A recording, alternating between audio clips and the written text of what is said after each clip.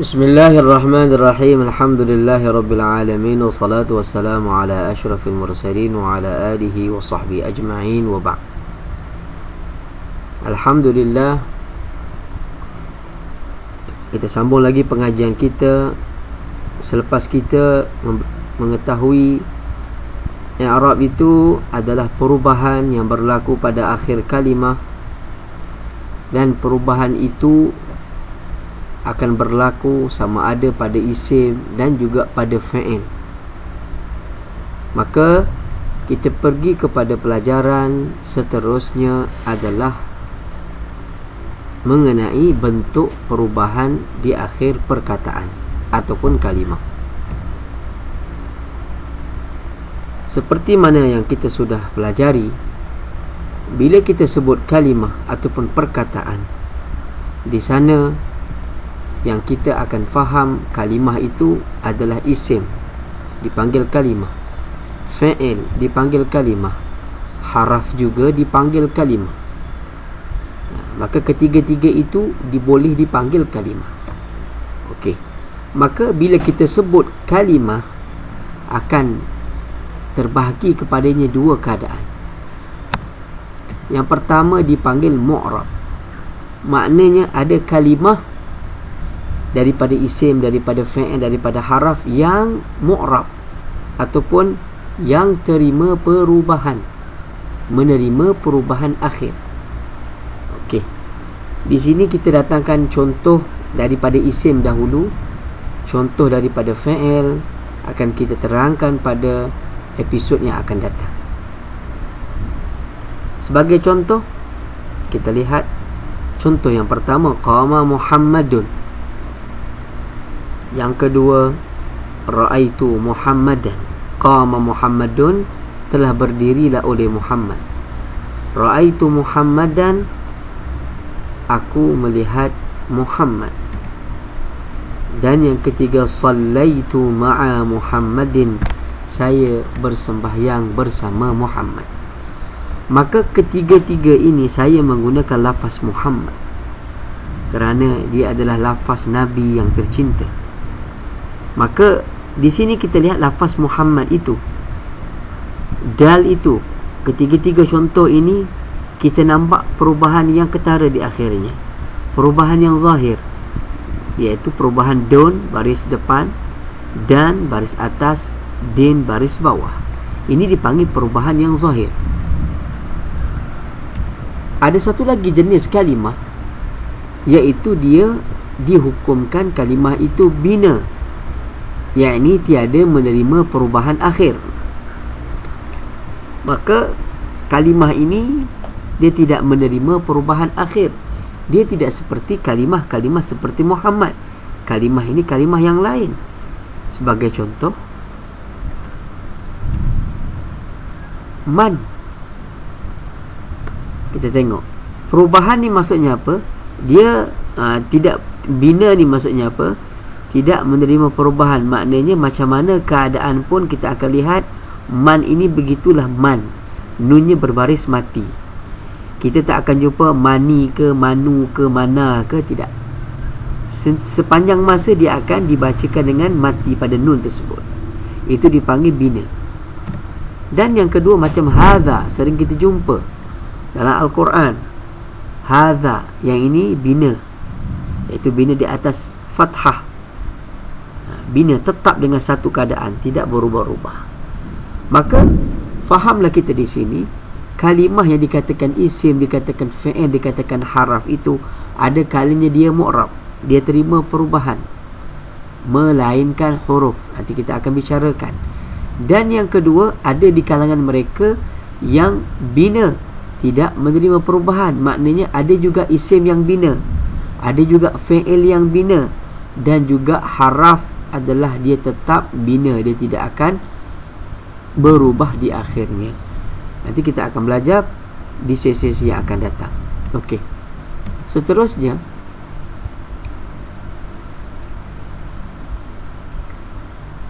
kita cuba faham di sini. Okey. Yang saya ingin nyatakan di sini, pecahan yang pertama iaitu mu'rab, maknanya menerima perubahan akhir. Maknanya kalimah yang mana menerima perubahan akhir ini terbahagi kepada dua jenis perubahan. Perubahan yang pertama dipanggil perubahan yang tidak zahir. Perubahan yang kita lihat, kita tidak nampak perubahan, sama sahaja. Satu lagi perubahan dipanggil perubahan yang zahir, yang kita nampak dengan jelas perubahan itu. Dan kita mulakan dengan perubahan yang tidak zahir. Sebagai contoh, qama Musa, ra'aitu Musa, sallaitu ma'a Musa. Tiga-tiga keadaan ini kita melihat Musa tetap Musa. Dia tidak ada baca musu ke, musi ke, tidak. Dia baca dengan Musa. Qama Musa, ra'aitu Musa, sallaitu ma'a Musa. Jadi daripada ini kita melihat Musa tidak berubah. Hakikatnya Musa ini dia berubah, tapi perubahan yang tidak zahir. Itu yang perlu kita fahami dahulu. Dan contoh perubahan yang zahir seperti contoh sebelum ini, qama Muhammadun, ra'aitu Muhammadan, sallaitu ma'a Muhammadin. Ini merupakan contoh-contoh yang zahir ataupun yang jelas. Kita nampak perubahan pada akhir kalimah tersebut. Okey, kita pergi kepada pelajaran seterusnya adalah bina. Bina yang tidak menerima perubahan akhir, iaitu kekal dengan satu keadaan sahaja. Kalau akhirnya baris bawah lah dia, akhirnya baris depan lah dia, kekal dengan satu keadaan. Sebagai contoh, yang mana kita kena faham, bila kita sebut bina, yakni kekal dengan satu keadaan sahaja, ada kalanya keadaan itu adalah keadaan dhammah, dipanggil bina atas dhammah, mana akhirnya sentiasa baris depan. Ada seperti contoh mundu. Mundu ini akhirnya tetap berbaris depan. Kita tidak boleh baca mundi, tidak boleh baca mundha, atau membaca mud yang kita matikan zal, tidak boleh. Dia tetap akan dibaca dengan mundu dalam apa keadaan sekalipun. Dan bina yang kedua adalah bina atas fathah. Sebagai contoh, aina. Kita lihat aina, nun ini berbaris fathah, maka dia tetap akan berbaris fathah sampai bila-bila, dia tidak akan berubah. Ini dikatakan bina. Ini bina di atas fathah. Contoh yang ketiga, bina di atas kasrah. Sebagai contoh, haulai. Kita lihat haulai, hamzah ini berbaris kasrah selama-lamanya dan tidak akan berubah. Ini dipanggil bina di atas kasrah. Dan satu lagi, bina di atas sukun. Seperti contoh hal. Hal, contoh yang mana lam ini dibina di atas sukun di mana saja, walau apa cara sekalipun, perubahannya dia tidak akan berubah. Dia tetap kekal dengan dibacakan dengan mati lamnya itu.